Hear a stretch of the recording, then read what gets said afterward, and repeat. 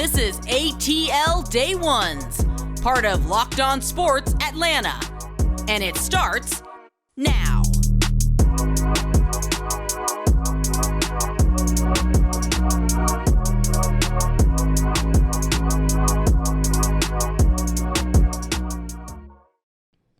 Welcome into ATL Day Ones with Jarvis and Tenitra. We want to just say thank you for making ATL Day Ones your first listen today. And remember, we are free and available wherever you download your podcast. And make sure you leave us a 5-star review. We really appreciate you in advance. And T, very special announcement for all of my folks out there. We want to say an extra special thank you because Locked On Sports Atlanta has reached 4,000 subscribers. We really appreciate you guys. You guys have been following orders, and we really appreciate that. And also spread the word on wherever you download your podcast because, hey, that's how we get down. We are great, and you don't want to hide that. How about that? Now, got a lot of good stuff on today's show. Bryce Elder puts on a presidential performance in Washington, D.C., and now that it's official, where does Georgia Tech go from here? That song pops in my head immediately when I think about that. And last but not least, and for the culture, the NFL finally makes it official. We'll talk about all that. But first, we have to get into the Braves getting the shutout in D.C. Bryce Elder goes 9 innings. The first time a rookie has pitched. First time any Braves pitcher this year has pitched a complete game. But also first time since 2003, Horacio Cabrera, who was a rookie that pitched a complete game for the Braves. How about that? 19 years since we've seen this from a rookie. Bryce Elder just absolutely doing his thing. Braves get the dub 8-0. T. What more can you ask for from a guy like Bryce Elder, who's been in this role for the Braves this year? You can't ask any more of him, but it just speaks to every time we think that this rookie class, the troublemakers, every time we think that they have shown us something amazing, then another one of them does something. So one night It'll be Michael Harris the second, then it's Vaughn Grissom, then it's Spencer Strider, and now it's Bryce Elder. I mean, it's just crazy what this class is about. And all I could think of was, man, Alex Anthopoulos does it again, because these are all gems that he saw, diamonds in the rough that are coming through clutch. And I was just excited because, of course, my thought was anything that Brian Snitker can do to save the bullpen for the showdown that's coming with the Mets, that's a good thing. So to have Jackson Stevens warming up to come in the 9th inning, and it's like, no, I got this, we're good. That's amazing. And also for Bryce Elder to be able to get that in 106 pitches. And, recently, I think it might have been Charlie Morton, but one of the starters went 107 pitches, and maybe that was through 3 or 4 innings. So when you also think about the efficiency with which he pitched this game, that was impressive to me as well. But yeah, boy, oh boy, I think he's making the case for the playoff roster, especially when we saw what Jake Odorizzi did a couple nights ago. Ian Anderson is still not quite Ian Anderson. Charlie Morton is shaky, up, down, up, down, up, down. So I do think that he definitely made a case, at least for Brian Snitker to consider. And quick correction, it's not Horacio Cabrera. I was thinking about the Georgia Tech president. Horacio Ramirez was the first guy to do it as the last guy to do it for the Braves as a rookie. But I think one of the things that you have to think about is the pitching rotation going into the playoffs, right? And I think that Jake Odorizzi basically pitched himself out of that, even as a possibility. And I think that even if you don't use Bryce Elder from a starting rotation standpoint, but he has to be in the conversation for that long relief, right? Just in case somebody does get rocked, because Charlie Morton has been known for that to happen. You're like, you know what? Hey, you don't got it today, Charlie. So we're gonna have to go to somebody else, and I think that Bryce Elder is definitely a prime candidate for that. Now, yes. There was something interesting, that I thought Arthur Smith said when you talk about, answering certain questions and, addressing certain things when it comes to how things have been, before he took over as head coach. And there have been plenty of Sundays in that press box where we're sitting around and it's like 12:55 and 12:58, and we're sitting up here like, where is everybody? So Arthur Smith answered, had to semi-answered that question, and I think that I think his quote on that was just right on brand as far as like where he comes from and what he's about. He said, hey, we're in the sports and entertainment business. We have to give people a reason to want to come to those games. And he said the fundamental essence of business is to create a customer. And where that came from, he even joked saying, he's like, I got that beat in my head as a child. With his father, when you talking about your father being a CEO of a company like FedEx, which is very successful if you've been up under a rock, I think that's something that lets you know that this guy understands what he needs to do. And I think that is to win games. And that's how you're going to get people in the stands. And I think that for me, just from the 3 games that I've watched, I don't know about you, but I can't speak for you, but for me, like, he is giving me a reason to want to be able to look forward to what this team can do, because he has started to establish an identity of what he wants to do. He has a vision, and I think he's starting to execute that.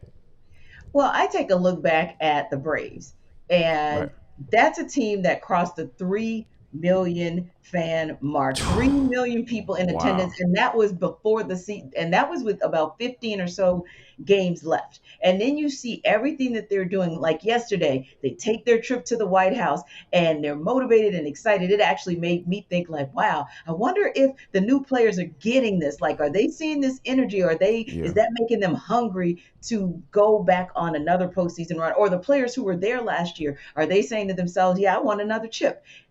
Maybe that's what happened, because we saw an 8-0 shutout. We saw Marcell Ozuna was kind of come alive again, Matt Olson come alive, and even Orlando Arcia. I say that to say, when you look at the product that's there consistently for the Braves, that's how you get to 3 million fans in the stand. Mm-hmm. And so, yes, consistency to me is the name of the game, and also ascending up. Because we know before June, the Braves were looking a hot mess, and then they just kept building and building and building. So I believe that Arthur Smith and company have done the same thing. And I say and company because I think it's on the field, and I think it's on the sidelines as well. I feel like in Game 3, we saw better decision-making, better play calling from the OC, the DC, and from the head coach. And I also feel like more players executed the way we wanted to see them. Even with AJ Terrell, he didn't get burned like maybe he did the first 2 games, right? Yeah, he may have missed a few things, but that some of those weren't even not necessarily his fault.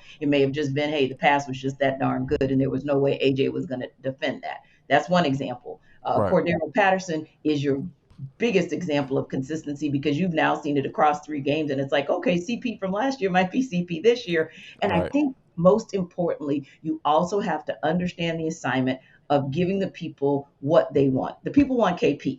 No offense to Drake London, the people want KP. No offense to CP, because they want you to, but the people want KP, because there's nothing like seeing your tight end one, who's really your target one, even if he's not wide receiver one. There is nothing like seeing that big guy sprint down the sidelines or come up the middle and just say, throw me the darn ball, I'll go get it. And you started seeing that.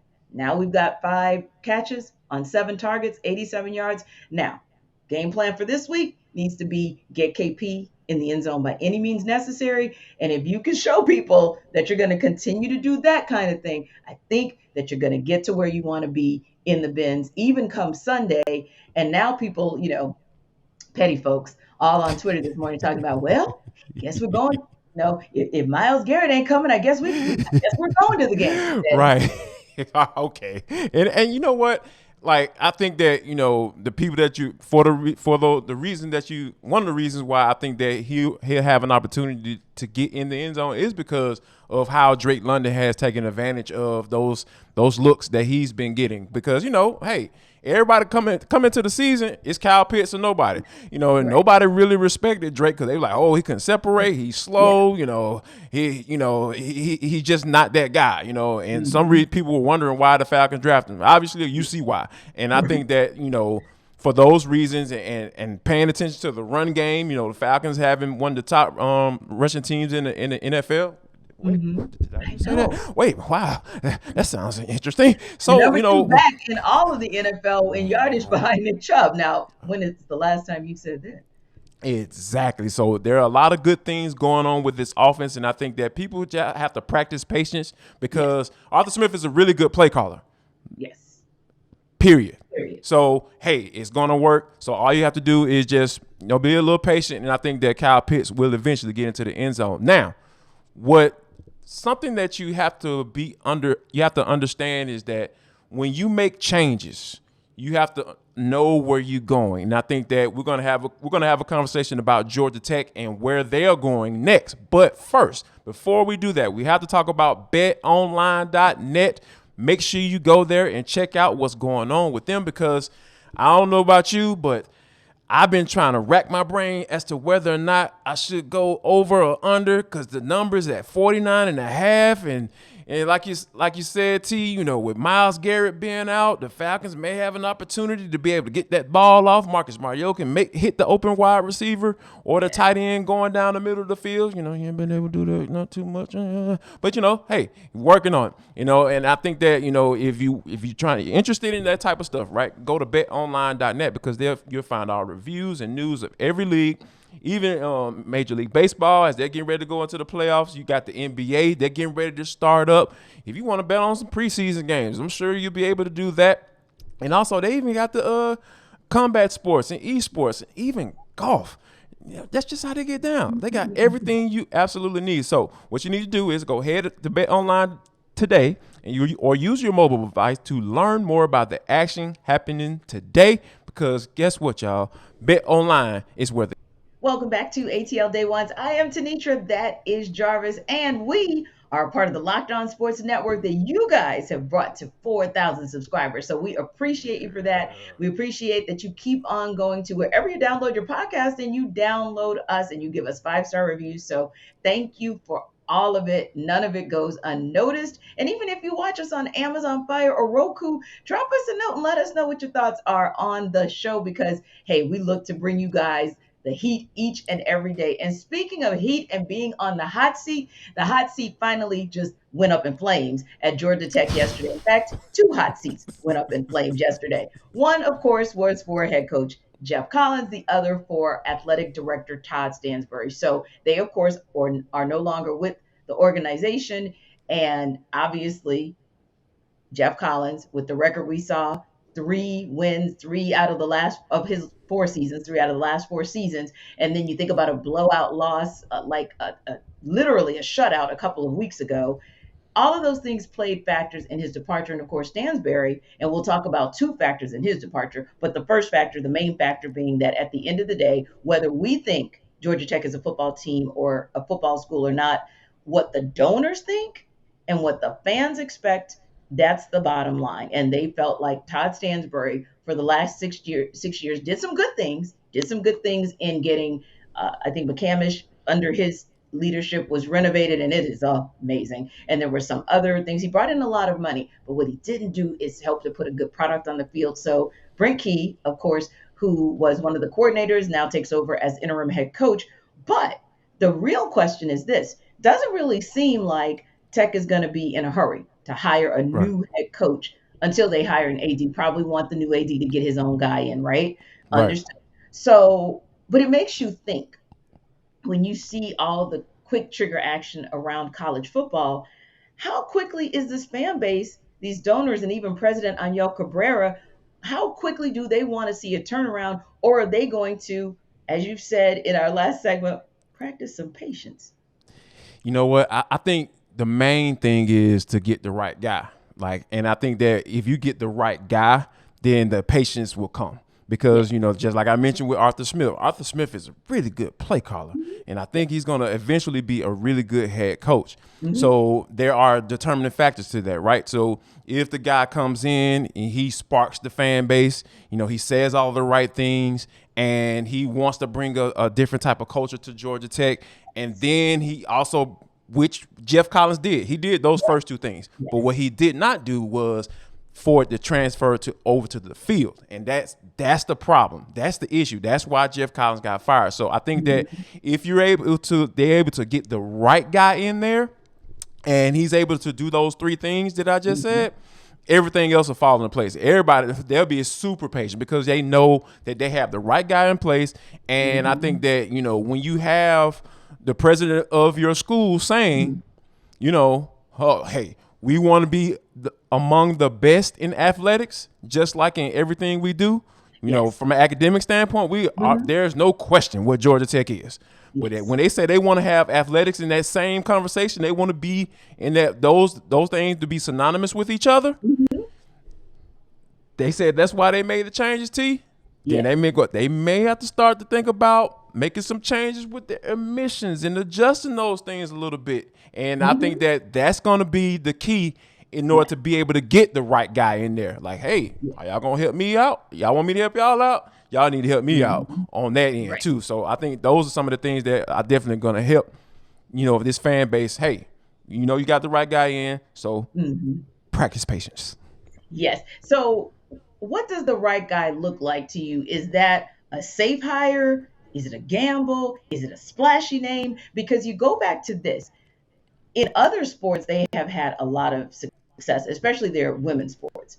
We know that their Georgia Tech women's basketball team went quite deep into the postseason last year. So, yeah, they do what they're supposed to do. But it's and they have, I wouldn't say they've taken gambles necessarily, but they definitely have gone with, I would say, a splashy name and a safe hire all at the same time. Like they've gone that route. But this is arguably the most visible position at the university that they've had to decide, okay, which direction do we go? And so, I mean, are they going to play it safe, you think? Are they going to go with like a gamble, kind of shoot the dice, see what happens? Or is it just going to be, bam, this name, because we know from a recruiting perspective, we got to do something to take some attention from Athens?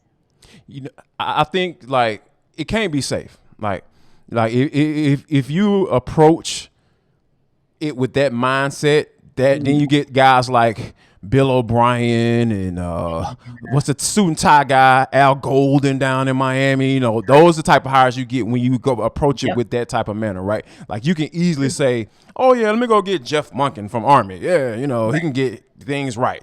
Yeah. That's not what Georgia Tech needs. And I'm not saying you go to the opposite extreme and just jump all out there willy-nilly like you did when you gave Geoff Collins a 7-year guaranteed contract. You know, and he was only 15-10 at Temple. You know, that I'm not saying do that. But what I am saying is, like, I even got an example, T. I did a little research, right?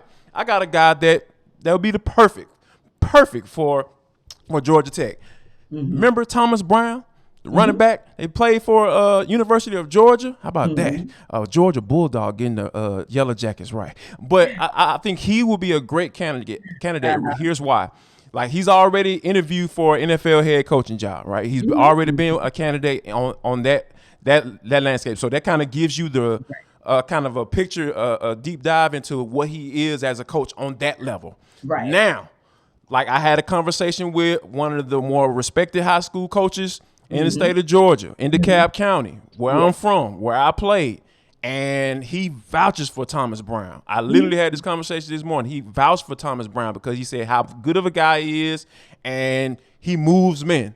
Like, and for you to have a guy at that age, at 36 years old, you know, that's the type of stuff that you're looking for, and he has those connections in DeKalb.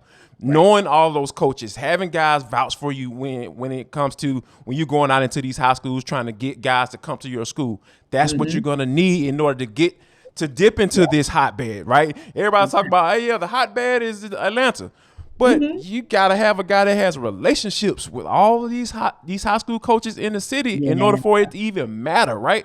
You know, because like you said, they'll go to Georgia. Like they understand what Kirby Smart's bringing to the table. Like that's That's easy. it. Hey, Kirby want to see you today. Okay. Right. Let me go ahead and go in here. You know what I'm saying? That's an easy conversation. But Geoff Collins, snake oil salesman, maybe.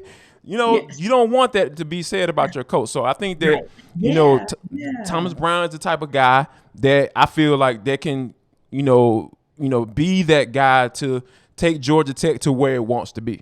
Whatever Yeah. that is, whatever that may be. Yeah, and the other thing is, you know, if you're going to go with someone who is safe, I would say go safe, but like, and be true to yourself, but kind of be a little bit edgy. So, Mm, in other words, okay, yes, you went with someone like a Geoff Collins who didn't have a whole heck of a lot of head coaching experience. indeed. And so some may say, okay, well, why go that route again, or why go the coordinator route? Well, I would think, and this is just a prototype, not saying that it would be Todd Monken, Right. but that kind of a coach, that kind of OC is who you want. One who is under the tutelage of a highly successful head coach. Yes. And the most recent example is Kirby Smart. Look at Mm-hmm. how his tree is developing. I Yeah. mean, it's amazing to see what's happening with his tree. So if it's me and I'm Georgia Tech and I'm trying to eat into what Kirby Smart is doing as a starting point, win Georgia, okay? You got to, you got to make a dent in Georgia, then go down the street to Athens. Look at that tree and see who might be interested in coming up the road, or even somebody who may have gone, you know, maybe kind of a little further down the tree, but has gotten some more maybe assistant head coaching experience, that sort of thing. I think that might be sort of a gamble, but then a safe hire all at the same time, because you have all of that success that is underlying what Yes. has been able to be accomplished in Athens. Now, the other piece there is this. You look at Georgia Tech, and I said this yesterday.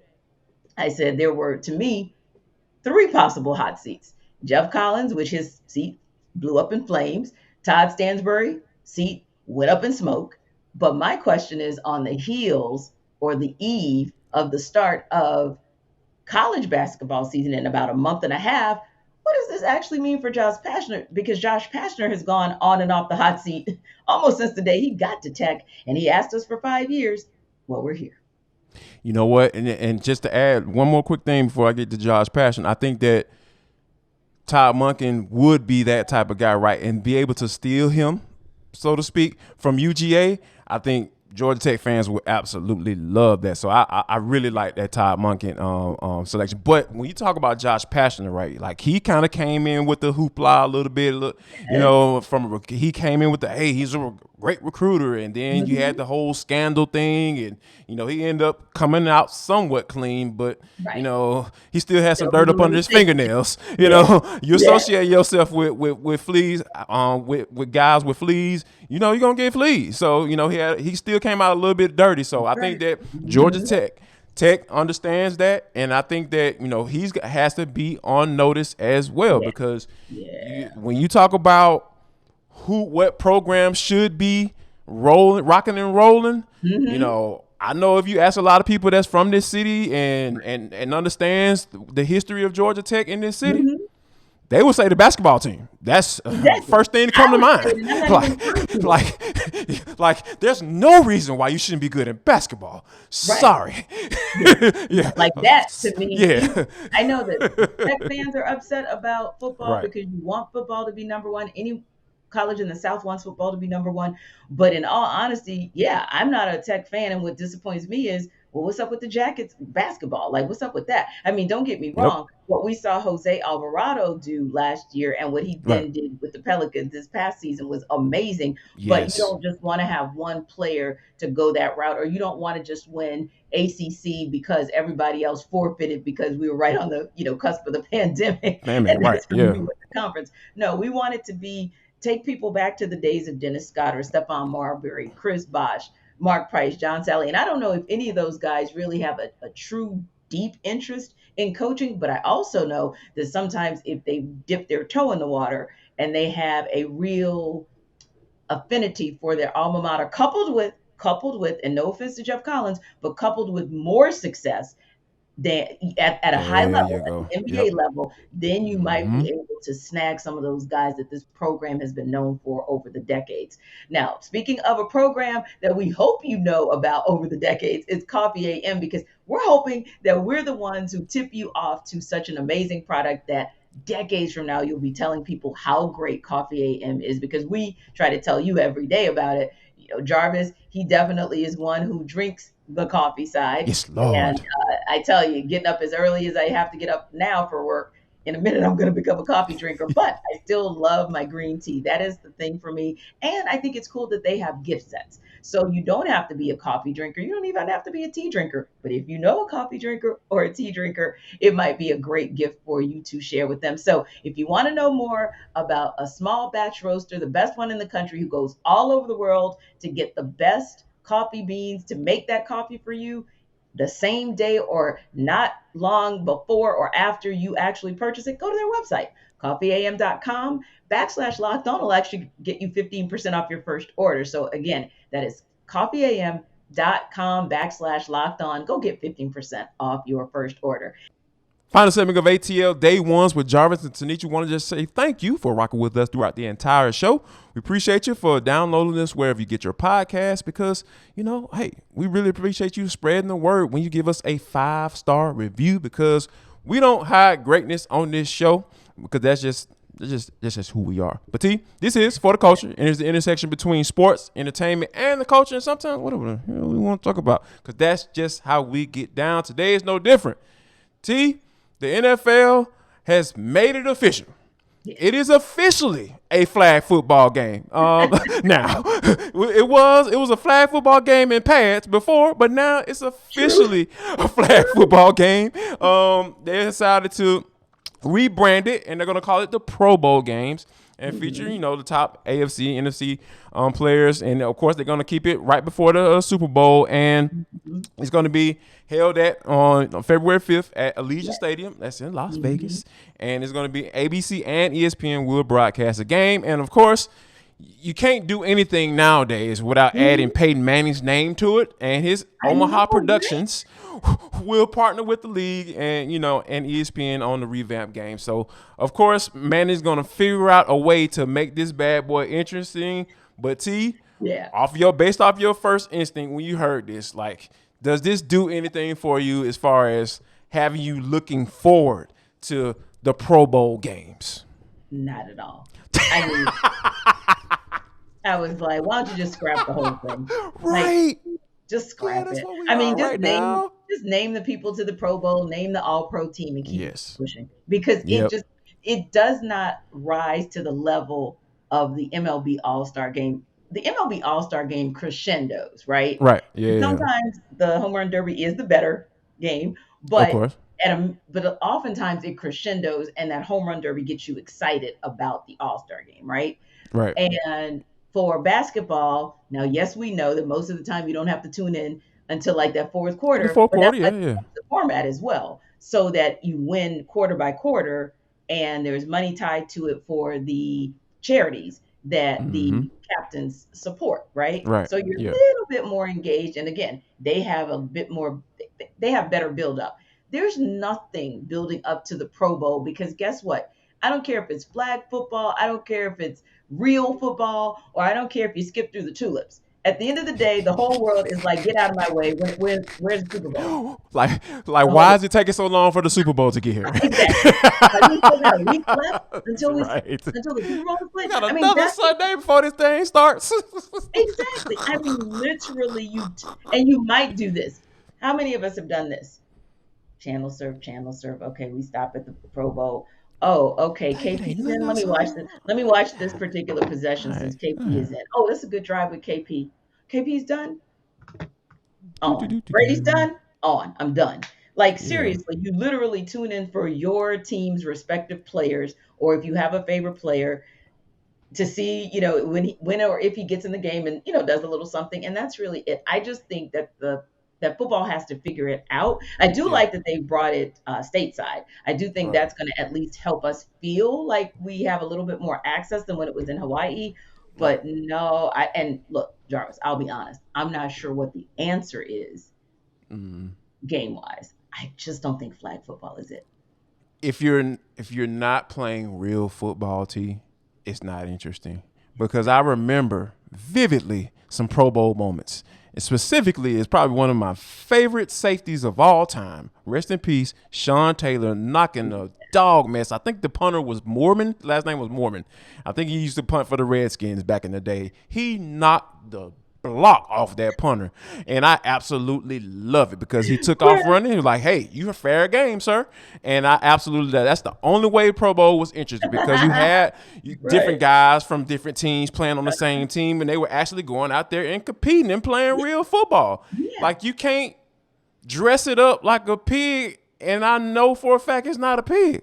That's not a pig y'all putting out on that field. Exactly. Like, that's put lipstick on that thing. right. You know what I'm saying? Those are turkey ribs. Like, you know what I'm saying? That's not no doggone real ribs. Those are turkey ribs. Like, you can't tell me those turkey ribs. Those are pork. That's not Jarvis brisket. That's some old fake meat. Exactly. That's some foolishness. That's some old crushed up black beans. You know what I'm saying?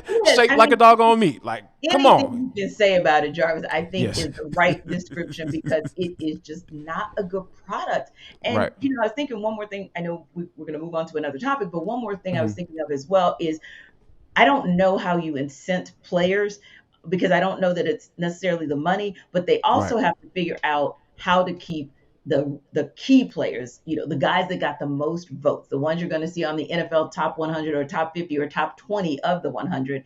You got to incent them to play. I do get it for the players who are going to the Super Bowl. That makes it kind of difficult for some of them, but you also have to get more players not to bow out because that has also kind of, I don't want to say watered down the product, but for lack of a better term, watered down the product. Watered down the product. And I think that, that's something that they're definitely going to have to keep an eye on. But I think we both agree that this isn't it. All right. Before we get out of here, T, like you mentioned, Brittney Griner has been over in Russia for over 200 some odd days now, and she's been sentenced to 10 years. Hopefully she doesn't serve that.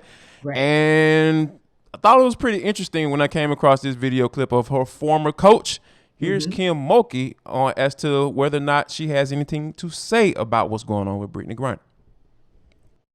Describe that process of putting that collective group together.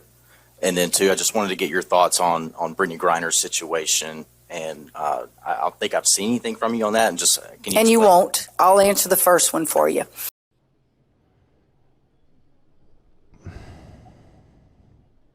T. One of the things that I've always been cognizant of are the type of coaches that really don't give a damn about the players. They try to sell you on it. They try to tell you whatever that you want to hear to get you to step on campus, and then they use you. And then once you're done, your eligibility is up, you don't matter to them. And I think this is the prime example of that with Kim Mulkey. And I don't know about you, but I'm not surprised by these comments at all. Not at all. If you have followed the history of Kim Mulkey, you will know that she is about Kim Mulkey. She always has been, and I would imagine at this stage of her life, assuming her age, looking at her, she's not going to change her ways. Pew, pew, pew, pew. So at the end of the day, I think that Jarvis said it best, which is when you, parent, are being courted, just like your son or daughter is being courted, then check the record that's coming behind that person. Don't be so concerned about the money or the cachet of the school. Look at the human that is going to have your child in her or his hands for 2, 3, or 4 years, however long your child is in that program. And I would think if you look back also at some of the comments that Kim Mulkey has made across the years, she is the prototype of what you don't want for your child because, again, she's the one person who, Jarvis, we need all amplified voices to get Brittney Griner out of this mess. Any voice, every voice counts. But again, if she doesn't want to speak up, sometimes, like our parents have told us in the past, yes, silence is as telling as speaking. When we see you guys tomorrow, we definitely hope that we will not have anything to be silent about because we don't want the Braves bats to be silent. We want those bats to come alive again today. And we know Kyle Muller has been called back up so that he can pitch tonight. So hopefully he'll get a win and we'll be having a great conversation because the Mets will lose and then we'll be Braves will be right back on their way to the top of the NL East. We're going to talk some more Falcons. There are some more things that we want to dive into as we get closer to their showdown at the Benz with the Browns, and anything else that happens on the ATL landscape. We'll bring it your way. And after you listen to us bringing it your way, go check out A to Z with Mark Zeno. He brings the heat as well. We appreciate you guys for stopping by. And of course, we want to see you tomorrow. Y'all come back now, you hear?